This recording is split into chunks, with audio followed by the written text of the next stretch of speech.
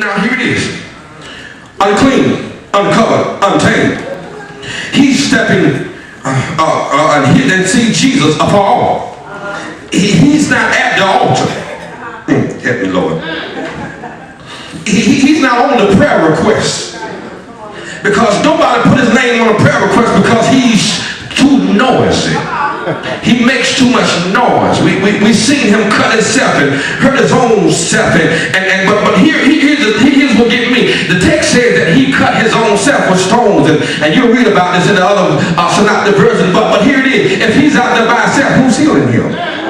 Y'all missed that. He's cutting himself.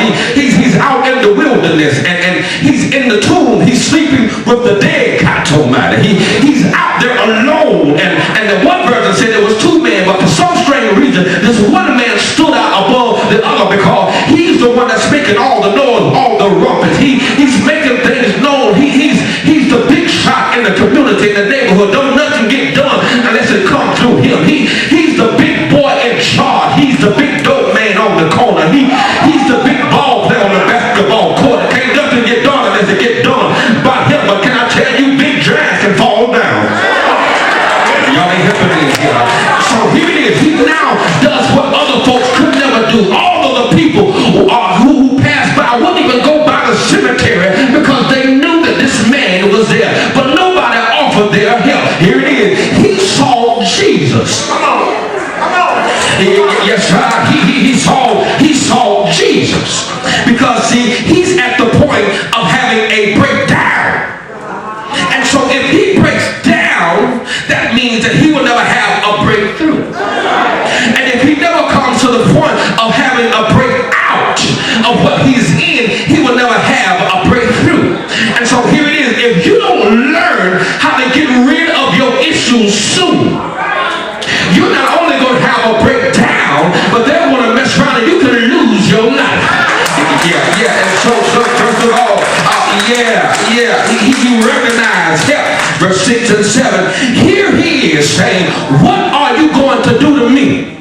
This ain't your time to torment me. Jesus wasn't trying to torment him. You got to understand, because when he recognized he had help and he cried out, Jesus responds by solving the problem. Y'all missed that, didn't you? Okay, here it is. He's in the tomb. Jesus gets off the ship. He did not call for Jesus. Y'all missed that. He did not recognize. He didn't call for Jesus. He didn't make a prayer request. He didn't ask nobody to put his name in the prayer box. But he saw Jesus. Y'all know he's going to be back up again, make this picture plain and simple. Jesus had now been on the other side of the ship. He's out in the wilderness, in the graveyard, every day, every night, crying out, cutting himself, breaking chains. Nobody could contain him, but yet and still he sees Jesus. And he begins to cry out. And so all I'm trying to tell you is that you don't have to be in the church house to get God to move in your life. You can get a breakthrough in the grocery line. You can get a breakthrough in your job. You can have a breakthrough in your car. As long as you got faith and breath to call on the name of Jesus. The text says that not only did he realize when he saw Jesus that he had help, but verses 8 and 9 said Jesus responded to the request and solved the problem. Here it is. He says, come out of him, unclean spirit. Now here it is. The man spoke in verse 6 and 7. But Jesus went to the problem and called it to come out.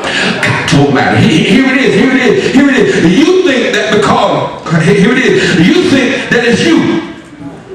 But you got to understand that this is why I don't fight people. Because I understand this is a spiritual battle. It's beyond human ability. We wrestle not with flesh and blood, but against principalities, spiritual wickedness in high places. There's a demon that's terrorized, that's been destined over this community. Why do you think that in certain neighborhoods, in certain cities, only certain crimes ever happen? Because there's a principality over that city that will only certain things happen at certain places. But here it is. But when that demon, God Almighty, who has saw how he can terrorize that place,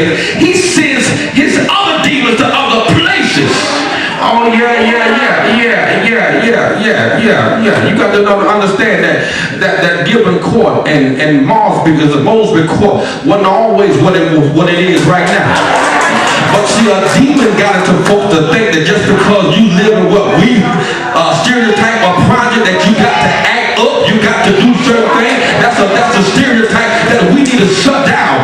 Just because it's Richmond housing authority don't mean that you can't be a blessing and live beyond the conditions of society. The devil is a lie. I come to tell somebody right here in this house today, don't let nobody tell you that because you stay at a certain place you can only rise up above anything. The devil is a lie. You serve a God that's too good, that's too wise. He knows how to take care of his own, and God don't care whether you the lower standard of society. He don't care if you in the rich society. All he cares about if you will give your life over to him and let him be the Lord over your life, and God can answer the prayers of the poor just as well. He can answer the prayers of the rich.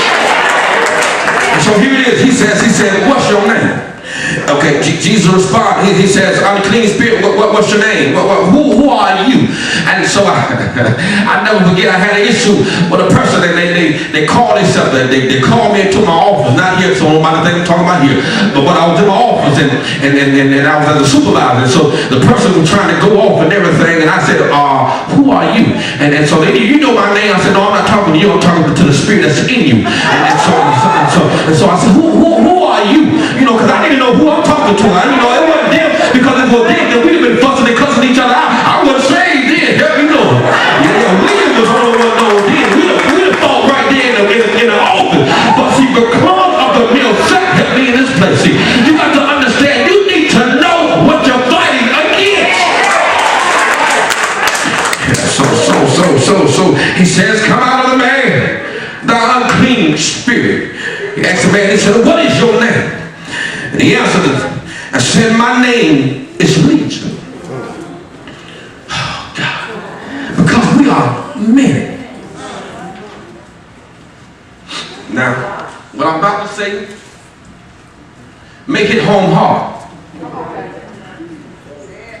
But if you had not let your anger get upon you and get the best of you, you would have never had that jealous or envious spirit to enter into you. And because that jealous and envious spirit got a hold of you, now you have resentment unto your brothers and sisters. And every time you see that man or woman, boy or girl, because of the spirits that now are connected to you.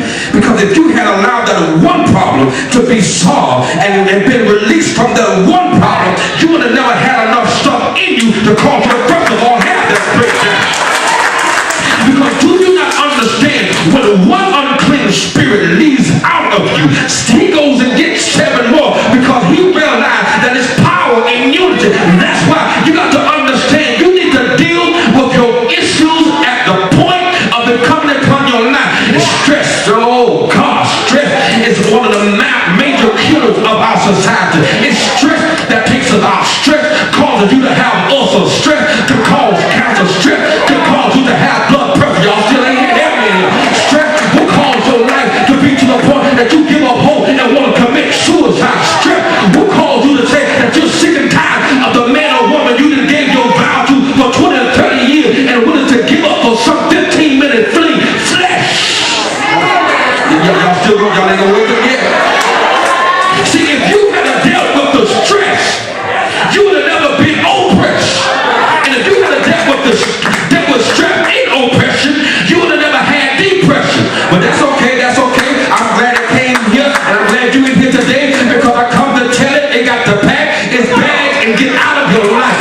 God has got something there in store for you. And so let me get out of here now. So here it is. He's now at the point, because Jesus is about to answer his problem. The text goes on and talks about these demons, these spirits spoke to Jesus and said, don't send us, but to send us into the swine. And so watch this now. They had the nerve to tell Jesus where they want to go. Jesus answered their request. Send them into the pigs. The pigs ran over the cliff, fell into the sea, and killed their own self. And the people who owned the swine got mad. And so we find out that now, by the time we get to verse number 18, not only did he recognize his help. Not only did Jesus respond to the request and solve the problem, but notice what he wants him to do, because the text goes on. The whole story, when you look at it in Matthew version, and Luke version, and Mark's version, you find out that the man now is clothed in his right mind. He has a right mind now. And so Jesus tells him not only the last and final thing, because if God is going to deliver you from a breakdown to a breakthrough, then you need to understand you got to relate the message of how good God has been to you. Let's look at verse number 18. I got to get out of here now. The text says, and when he was come into the ship, he had, been possessed with the devil, praying that he might be with him. Howbeit Jesus suffered him and said, no, I can't let you go with me, because if you go with me, you're going to leave the folks where you should have been from the first place. And so the text says that Jesus tell him, he said, now I need you to go home. Go to your friends and tell them how great things the Lord have done. And tell him that he's able to have compassion on thee. And I don't know how you feel about it, but there's some folks in here that got a testimony that you never told anybody. You never told folks how you used to be strung out on drugs, how you used to have promiscuous ways, but the Lord straightened out your life.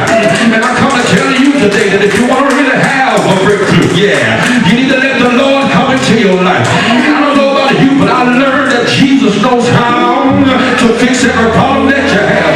Is there anybody in my brother today that got some issues of life, and the only person that can solve your problem is Jesus Christ? There are 2, 5, 5, or 6 of y'all that will begin to lift up your voice and begin to tell the Lord, here I am, God. I'm standing in the need of prayer, because see about me and my family, God. My son is strung out on drugs. My husband left me, God. My wife is doing my bad, but I know, Lord, if you can save me, you can take care of the whole family. And all I'm trying to tell you today is that there is not a problem that the Lord cannot solve. Whatever you're going through, Jesus can take care of you. Do me one favor, as I go to my seat, grab somebody who you know is going through, hold their hand and be a preacher for about 30 seconds, and tell your neighbor what you know about Jesus. Tell him he's